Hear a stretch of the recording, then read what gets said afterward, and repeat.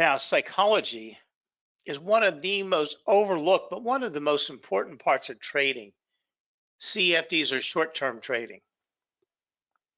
Because if you were going to buy X, Y, and Z stock, and you were going to buy it for real money and put it away for your grandchildren, you only want to care that you're buying X, Y, and Z, and over the next few years, it's going to go up in value. You don't care that X, Y, and Z dipped down for the last 10 minutes and it's going to go right back up to where it was trading at a short while ago. But in short-term trading, we don't really care to any great degree what an asset is truly worth. We only are concerned with where it is at the moment and where it might go in the next few moments. And we want to talk about high probability trading. Because remember, we're not talking about investing. We're not talking about swing trading. We're holding things on for months to regain its natural or what its value should be. Now, there are techniques that will help you get a solid edge in the market. An edge is simply a statistical significant trade expectancy that will be, when applied over a series of trades, will yield you positive results. Some traders find an edge through technical analysis, while others try it through fundamental analysis. Additionally, there are groups of traders known as high-frequency traders that rely on speed of execution as their primary edge. Each trader must evaluate their own personal skill set and find their own trading edge if they are to achieve long-term success in the markets. Now, as a matter of interest, there are two primary types of trading styles that are most often applied. The first is the trend following approach, and the second is the contrarian approach. Trend following or trend trading methodology focuses on finding high probability trade setups that are aligned in the direction of the larger trend. Now, I'm going to diverge here a little bit, and we're going to talk about why psychology is important. Now, I'm a crime television show nutcase. You know, give me Criminal Minds and I'm thrilled to death. I don't know why.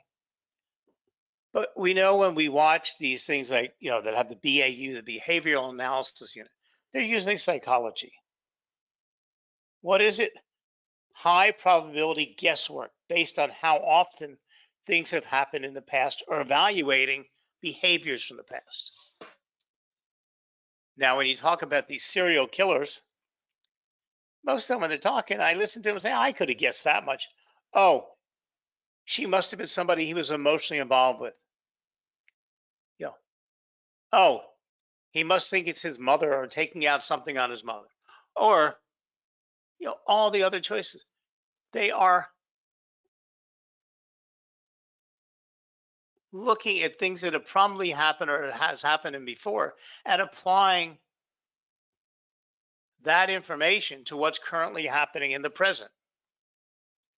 Now, when we talk about trading with the trend,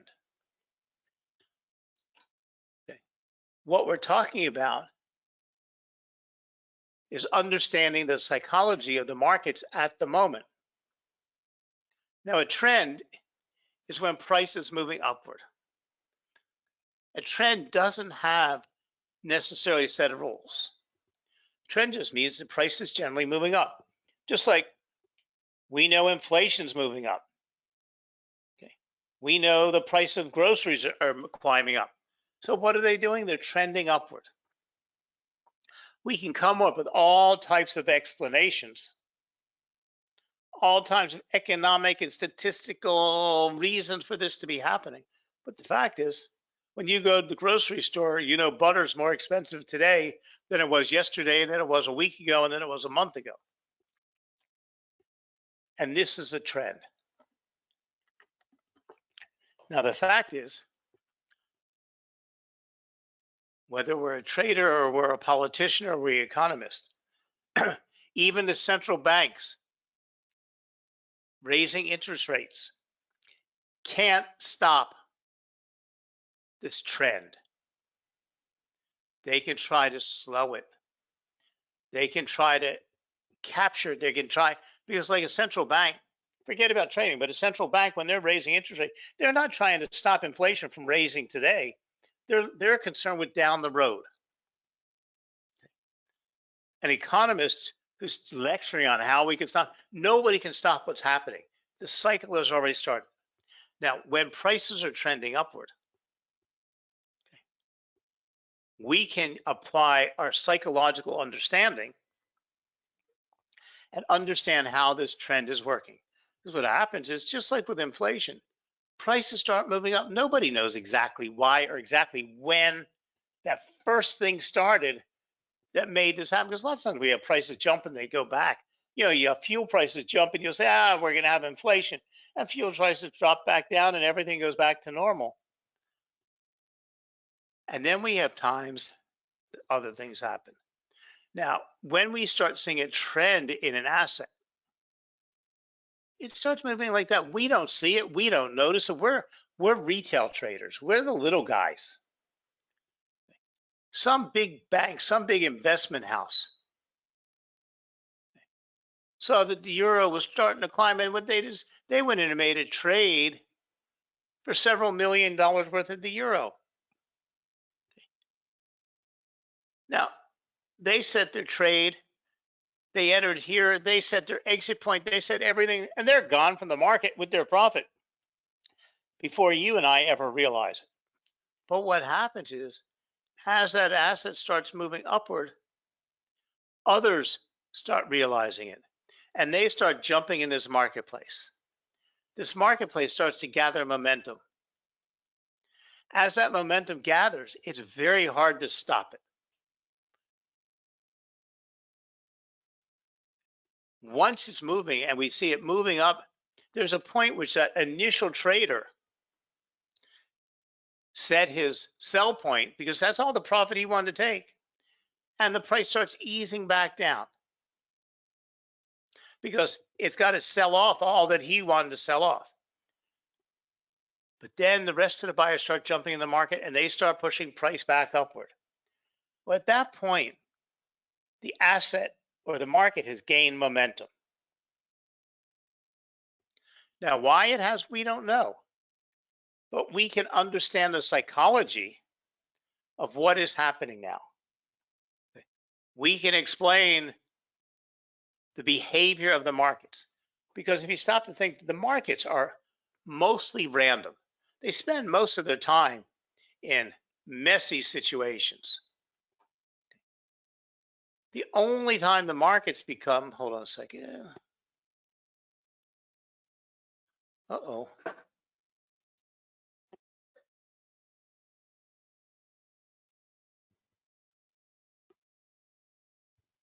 The only time the markets become non-random is when they start exhibiting trends.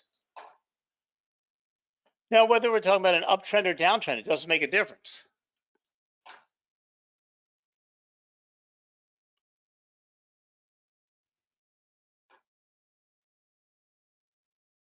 So then a natural question arises: should I focus on a trend trading model or a means reversion model?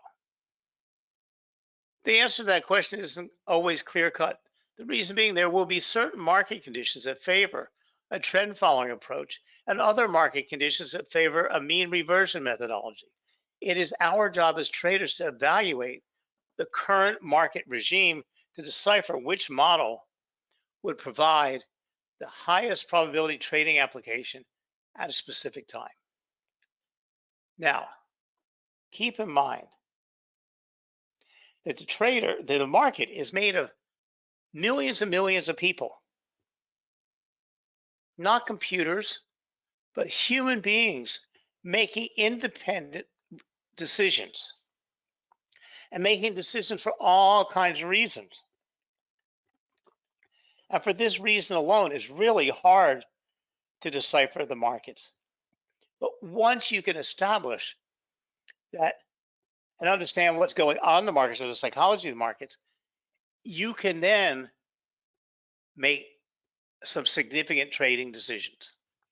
When you see a trade starting to establish, imagine As a kid, didn't you ever have a hamster in a cage and it would land on that wheel and start puffing and puffing and start the wheel turn?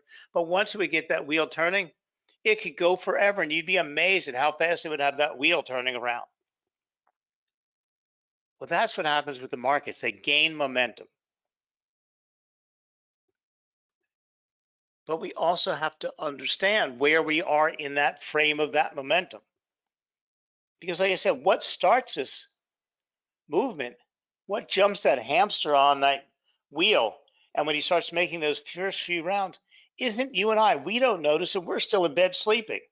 We get up when we hear that wheel turning and take a look over and say, that crazy pet of mine is just driving me crazy. But imagine there's an investment banker, a trader at an investment bank. He trades, say, the euro US dollar. Now, he had done all his evaluation. He heads into work at 4 o'clock in the morning. He's going to start making his trades because he's waiting for the Japanese markets to close. And he's decided he's going to spend a couple $100 million this morning and buy the euro because it's going to go up. Of course, he can't do it from his cell phone. He can't even do it from his laptop. He can only do it from a high security computer in his office. But he's going to go to work as supposed to and make his trade. Except he leaves his house and gets out to the car and he's got a flat tire. He fixes the flat. Now he's in a bad mood. He's also 20 minutes late. Now he hits rush hour traffic because he's too late for morning traffic. He missed his morning gap. And traffic takes forever. He arrives at his office an hour and a half late. He gets up to his office and he's just in a bad mood at the moment. And he's now decided he can't make that trade because guess what? He missed his entry time when he would have made that trade. He's got to go back and reevaluate everything. Okay.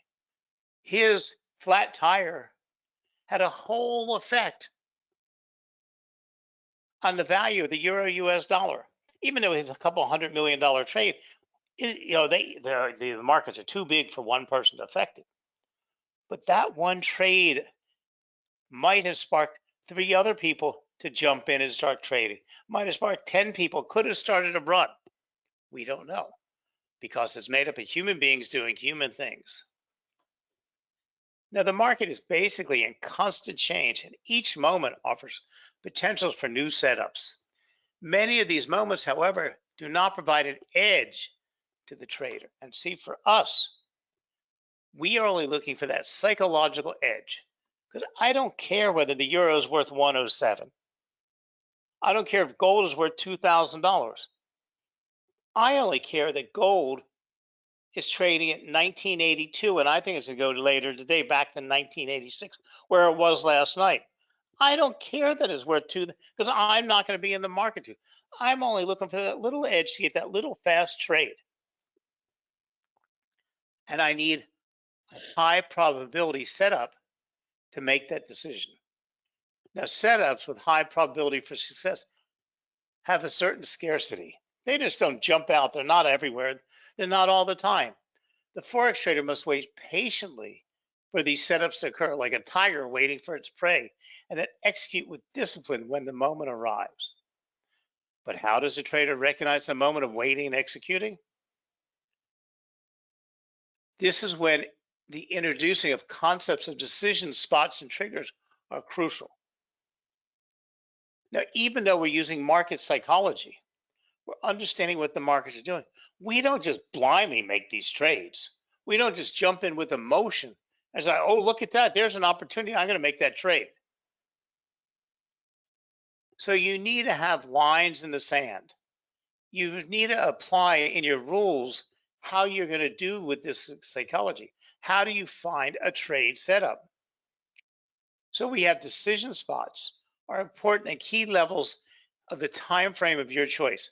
Identifying decision spots allow a trader to ignore price action in the middle of nowhere and wait for the price to reach the line in the sand. This is critical because setups in the middle tend to be lower probability and setups at key levels are higher quality. We, you and I, retail traders, should never be making a trade that isn't the highest quality with the best setup possible. And this is one of the biggest problems that we as retail traders, we can't walk away. We can't say this trade isn't a high probability trade. You get wrapped up in your trade, and before you know it, you made it. Even though you might have made a couple dollars, you lost out on some other high probability trade that could have been happening anywhere. So using high probability Forex trading strategies has enormous advantages for trading psychology. First, it does not cost a trader any money. It doesn't cost you anything to watch the markets and look for trade setups. Most importantly, traders don't have to worry about missing a setup, chasing a setup, entering a setup too soon. It is an enormous help for remaining patient and keeping the discipline needed in trading. Plus, traders can avoid revenge trading by keeping a cool mindset. Taking too many doubtful trades can easily lead to over trading, which leads to the slippery slope where a trader wants to earn back their money quickly.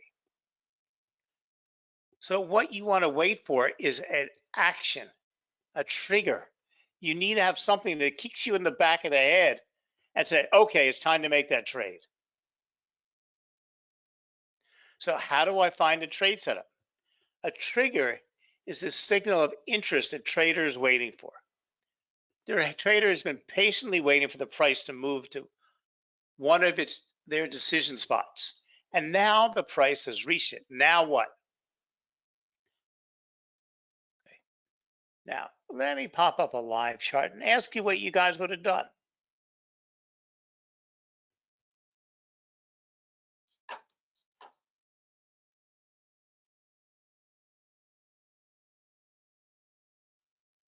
Now, look at this chart.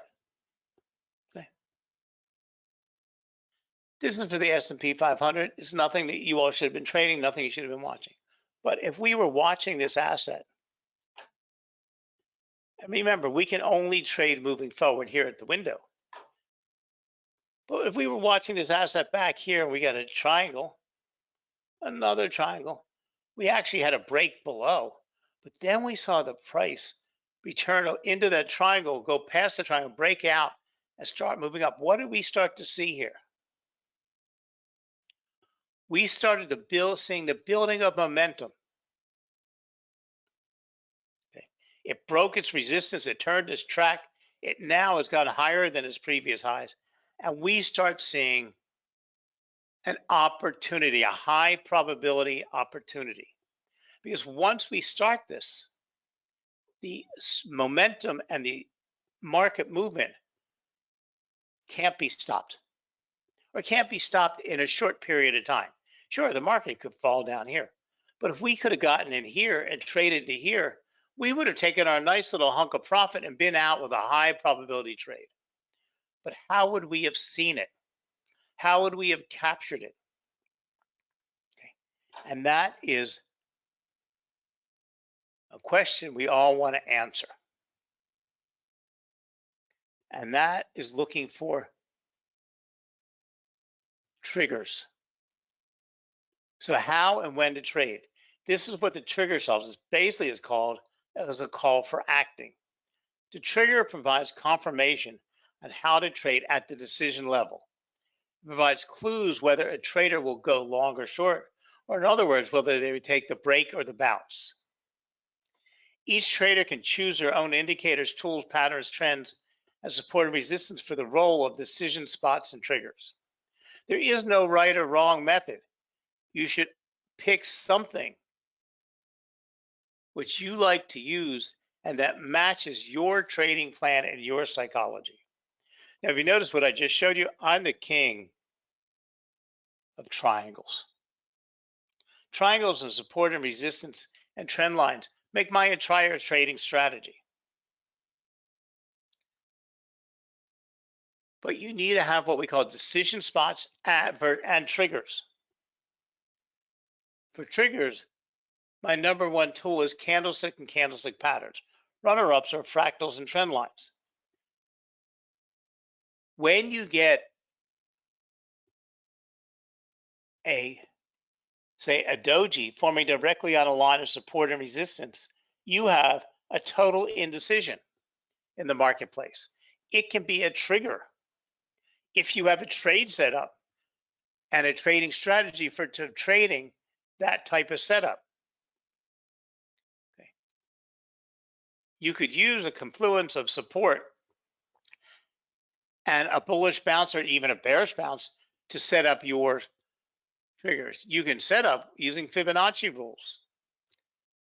But the best opportunities are called sweet spots and areas where the strong confluence of levels exist and wide open space is present. Confluence zones are the best decision spots available because it increases the probability of a trade setup succeeding. In other words, if you have a trade setup, say for a buy, and your next level of resistance is far enough up that you have a lot of white space on your chart, that means you have a lot of potential upside. Wide open space is the potential movement price can make after reaching the confluence zone upon breaking out a break or a bounce after hitting another decision spot. Other sweet spots can be identified by using concepts of impulse and corrections. Price is always in either of the two, and it depends on the strategy which you prefer. If price action trading is a study of price movements, price action trend trading is a study of trends. Traders can make use of several trading techniques to spot and follow price action trends, such as head and shoulders for trade reversal. But ultimately, it comes from understanding what the market is telling you it's doing. What are the traders telling you they are doing? Not what price to enter the market, not what price to exit the market. What price or where, what do I want to enter? You know, somebody once explained to me, when you're sitting and watching an asset move, you're basically sitting on the sidelines. You're sitting there watching your favorite football team and you're hollering at the players, you're hollering at the refs, you're hollering at everybody. But you don't care. You're making your opinions known, you're hollering, you're enjoying yourself because you have no risk. You're just a guy sitting in the bleachers. But the minute you get called and step on the field as a player, what do you take on? You take on a huge amount of risk. You could break your leg. You can kick the ball in the wrong direction. You'll score a goal for the opponent team. You can be part of the losing team. Okay, you've taken on risk. The only success in the market comes from when you close the trade. Just like when the game's over. It doesn't matter. All those little things happen in between if you end up the winning team. All the other things are long forgotten because you made profit. But you don't want to be on the losing team. So you've moved from sitting on the sidelines to taking on risk. But the only time you can make profit is when that last second goes off that clock, when you close that trade. So understanding what the market is thinking, what the traders are thinking, what is happening in the market is much more important than what price do I enter the market, what price do I exit the market. Okay. Ultimately, you need to put a entry point, an exit point, a stop loss point.